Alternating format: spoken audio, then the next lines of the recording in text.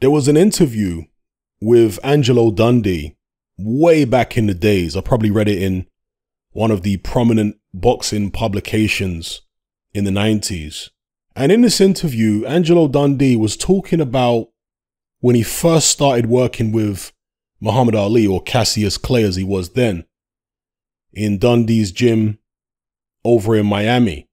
And he could see right away that the young Cassius Clay was extremely brash, arrogant, very confident.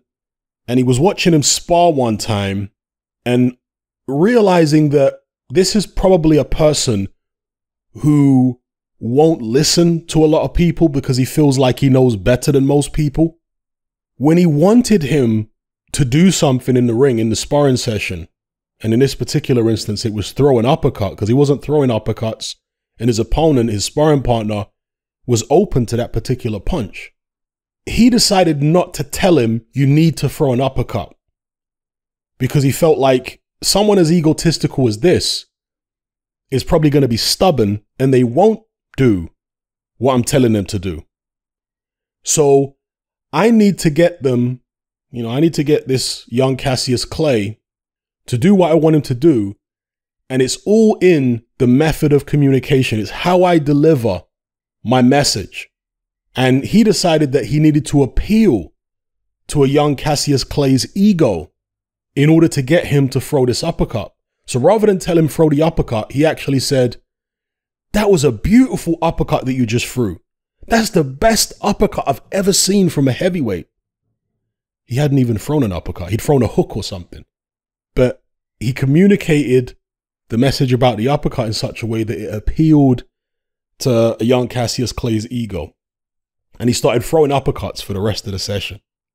Now, I was watching a recent Chris Andre video where he was giving an alternative take on why Malik Scott came out and said that Deontay Wilder has 10 times more skill than Muhammad Ali in the ring, or technical ability, however he worded it. And essentially, the argument that Chris Andre puts forward is that perhaps Malik Scott is doing what Angelo Dundee did. Perhaps he knows that Deontay Wilder, being very egotistical, delusional, stubborn, hard-headed, doesn't listen to a lot of people. In order to get through to him, you're going to have to appeal to his ego. So if Malik was to tell him, Deontay, you've got all types of holes in your game. You need to become more technical. If he was to talk to him that way, he'd probably say, there's the door, and do to him what he did to Mark Breland. Not only does Malik Scott want to keep the money coming in, I'm sure, but he's also Deontay Wilder's friend and he wants him to win. So perhaps he's smart enough. This is the argument Chris Andre puts forward. Perhaps he's smart enough to understand how to communicate to the personality type that Deontay Wilder has, appealing to the ego, saying things, not only appealing to the ego, but appealing to his delusion. Because this is one of the most delusional fighters I've ever seen in my life, Deontay Wilder. Maybe Malik Scott is intelligent enough to know how to appeal to that delusion. So just like Dundee saying, that was a beautiful uppercut you threw, best uppercut I've ever seen a heavyweight throw, when Ali hadn't even thrown an uppercut. Malik Scott is saying, you are an incredible technical fighter when you actually use your technical skills. You're 10 times the technical fighter Ali ever was. Amazing.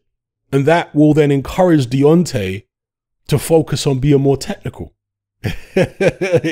Same kind of psychological approach from Malik Scott as Angelo Dundee with a young Cassius Clay. That's what Chris Andre is proposing. And I think he might be onto something there, possibly. He might be onto something there.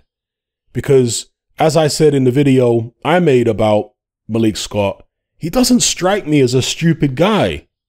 I'm not saying he's a genius, but he doesn't come across as somebody as irrational and delusional as Deontay Wilder. So it was a bit puzzling to me for him to come out and say, oh yeah, but like I say, maybe Chris Andre's hit on something. Maybe that's what it is. Maybe he is doing what he needs to do and saying what he needs to say in order to get Deontay to focus on being more technical. And maybe that entails going along or acting like you agree with some of Deontay's delusions, appealing to his delusional mindset. So let me know what you guys think in the comments below about this idea that Chris Andre's put forward. I think he's probably onto something. I do. Just like with G-Man the other day, I think he was onto something with regards to the video he made about Eddie Hearn, Anthony Joshua, and the Alexander Usyk situation. So yeah, this is why I like watching these channels. I like watching people who make me think and come at things from fresh new angles. So yeah,